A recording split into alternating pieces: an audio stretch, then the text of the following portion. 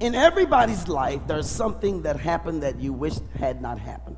We've been talking here about getting this monkey off our backs. Now, we're not going to have to be here real long, but I want to break some things down to you today so we can understand. When we talk about getting this monkey off our backs, we've been talking about the problems that we have with this word called unforgiveness. Now, unforgiveness is one of those things. Something happens. You get in trouble. You get a whooping by your mama. Your teacher messes with you. Somebody does something. And then now all of a sudden you're operating in a situation where people are trying to figure out what's wrong with you. The message today is extremely important because you have Christians lining up by the thousands in prayer lines every week wanting to know why your prayers are not being answered. It's not that God doesn't hear you. It is not that God isn't answering your prayers.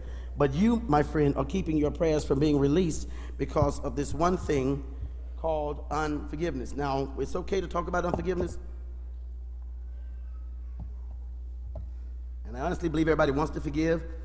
But we just haven't been taught how to forgive. We've been told to forgive, but we just sometimes haven't been taught how to forgive. Everybody that you meet has something going on with them. It would seem awfully funny if I walked in this church today and I walked around this church like this. You know, some of you, you wouldn't think anything about me, but if you saw me come in here like this, walking around the church, you would immediately think, somebody needs to tell that man. And I don't think that's very decent for him to be walking around. Well, it may not look decent and it may not be presentable, but that's just how some of you came in here today. You walked in this church with a monkey on your back. And this monkey keeps you from praising.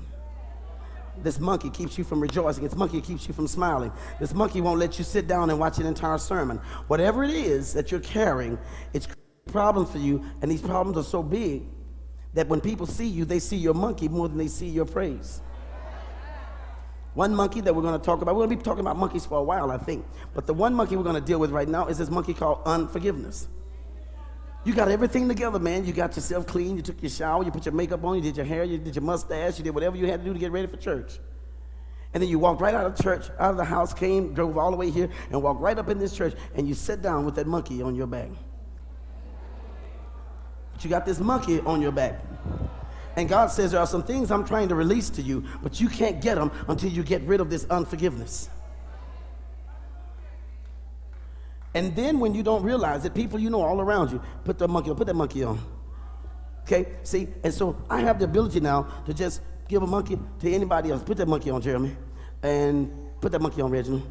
And put that monkey on, son. See, now everybody associated with me, stand up if you got a monkey on. Everybody associated, put it on, son, hurry up. Everybody associated with me now walking around. They're all cute in the different places, and they all look nice in church clothes. And look, come on, walk up here with me. See all the folk that have a monkey on their back just because of me. Sometimes you come in with a monkey on your back, you don't give it to God. Other folk now are wearing the monkeys that were given to you. Now, at some point, you're going to have to decide, I don't want this monkey on my back. Throw it to me. At some point, go ahead. At some point, you're going to have to say, well, wait a minute, what y'all trying to be funny? See? And at some point, I'm going to give a monkey to somebody and say, man, I don't got, what you going to do with that monkey? Put that monkey on. See? And it's amazing that anytime I throw you a monkey, look, he wants his monkey back. Isn't it amazing that just because somebody gives you a monkey, though, now watch, I can give you a monkey and, you all too good for my monkey.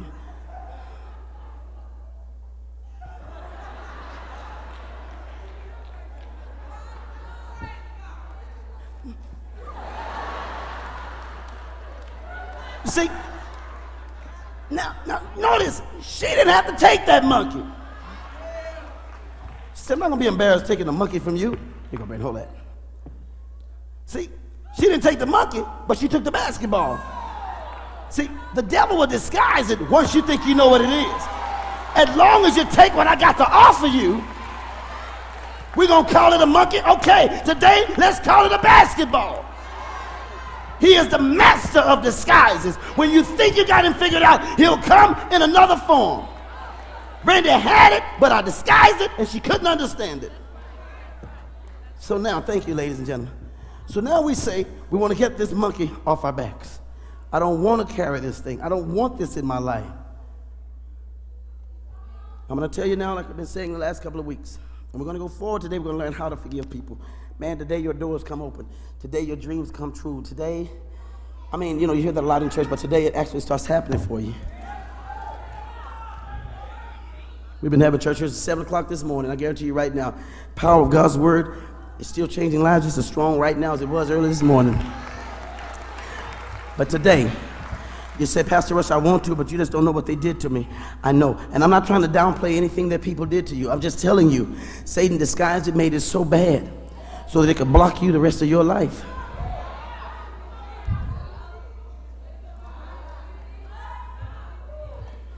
They raped my mom. They killed my son. I know, and it's horrible. But you can't let them keep killing you every day. You don't rest, you don't sleep, and you're not receiving from God because God gave you a command. He said you got to forgive them. And that unforgiveness is just eating us up. Some people have grudges right now you've been holding 15, 20 years.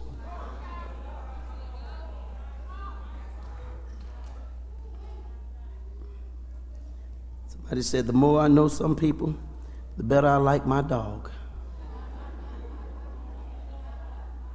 That's how we feel when we experience conflict from people, don't we? You ever heard wife say this? I don't know. It seemed like we started out real nice. We never argued. We never had a fight. And I thought we had something real special. Now we can't stand each other. A couple comes to me wanting to get married. First thing I ask them is, how long you been together? Oh, 2 or 3 years. You guys ever had a major fight? Oh, no. We don't argue about nothing. Leave my office, please. How you going to want somebody and you don't know their ability to forgive because you going to mess up? You need to wait until you've messed up real good to see the level of forgiveness.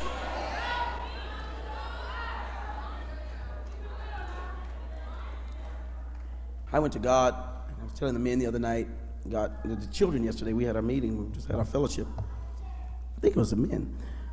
And I went to God I was praying and I said, Lord, you put me here to pastor, and I did not know that sheep bite. You told me the sheep don't bite, but they bite. Can I tell you what God assured me? Son, sheep still don't bite. Those are goats.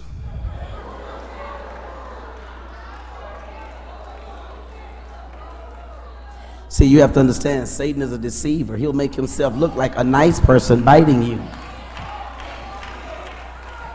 Oh, we're going to be here for a little bit, y'all. It's third service.